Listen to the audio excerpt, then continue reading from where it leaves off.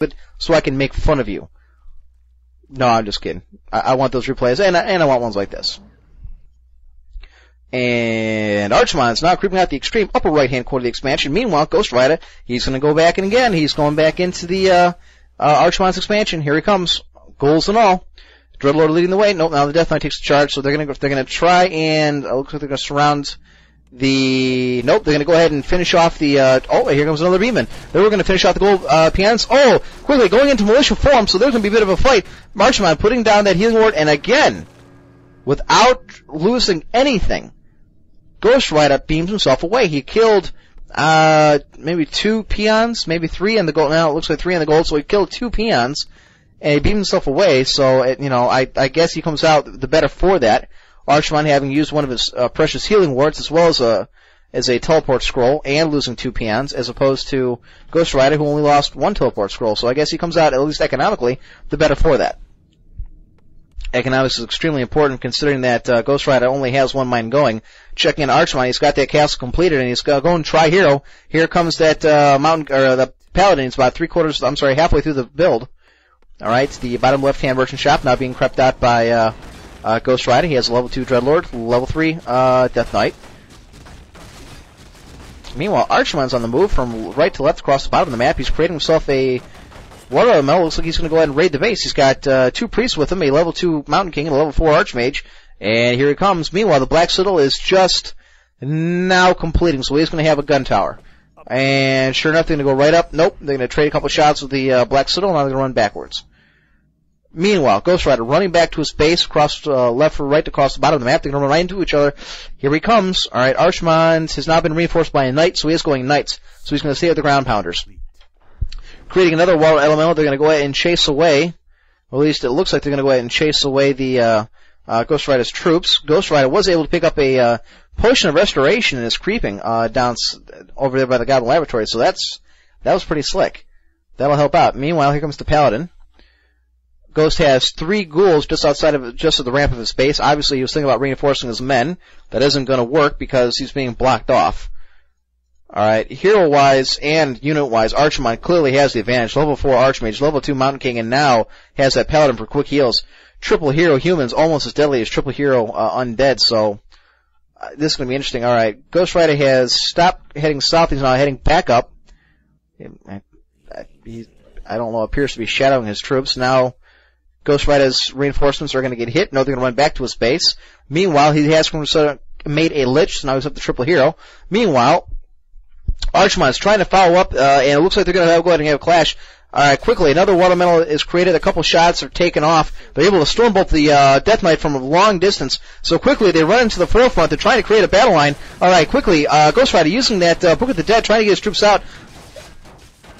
Wow, very quickly, the spell works against him, and half his skeletons are removed in the first blast. Meanwhile, the knight and the footmen at the front are just going to town. They're using that slam to try and slow as many of the guys down as they can. Meanwhile, the Lich reinforcements are coming behind. They're hitting away and destroy the water elemental. At the front, the Dreadlord in the center is just taking a lot of hits.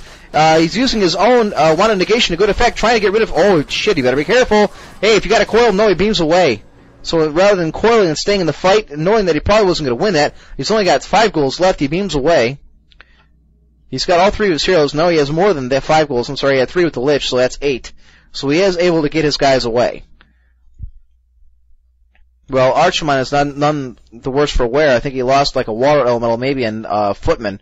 He does have 3 knights, a level 4 Archmage still, and everything else is pretty much the same across the board.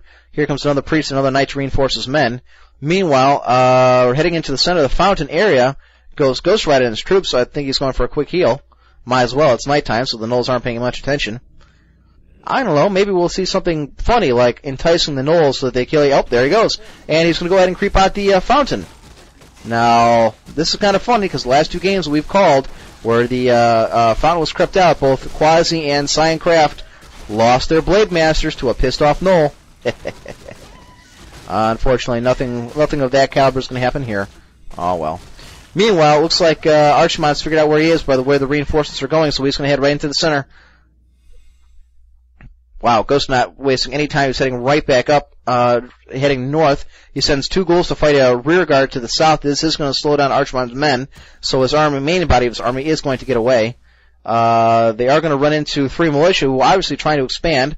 So, yep, they're going to go ahead and kill him. So at least Archimonde, his position has been known to Ghostridah.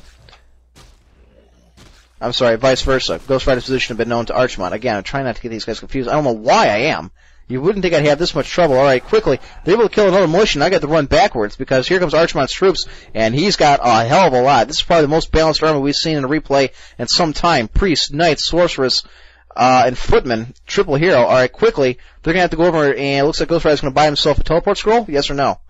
He doesn't have the money just quite yet. He is able to buy himself another healing scroll, which is what he uses first. He's going to run over. He does have enough money to buy a teleport scroll, and he does not. So, come hell or high water. Oh, yes, he does have it. I'm sorry. He has one on his his Death Knight. So, it looks like he's not exactly painted into the corner the way it makes it seem.